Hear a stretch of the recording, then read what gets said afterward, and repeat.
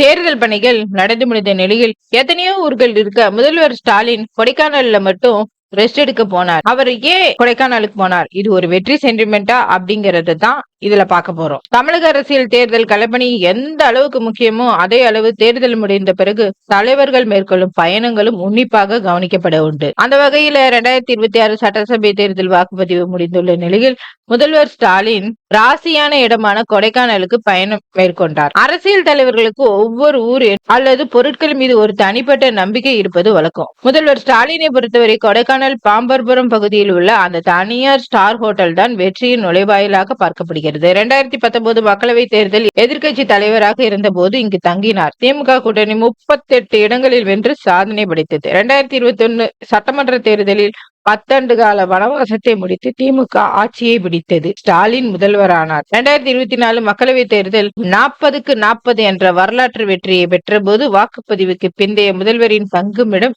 இதுவே. தற்போது 2026 தேர்தல் மீண்டும் அதே விடுதி அதே அறை என வெற்றி பார்முலாவை முதல்வர் கடைபிடிப்பதாக அரசியல் விமர்சகர்கள் கருதுகின்றன. சென்னையில இருந்து விமானம் மூலம் மதுரை வந்தடைந்து அங்கிருந்து கார் மூலம் வத்தலக்குண்டு வழியாக கொடைக்கானல்ல மலை ஏறுவாரு. முதல்வர் வருகை அப்படிங்கறதுனால அங்க எல்லா ஏற்பாடும் செஞ்சாங்க.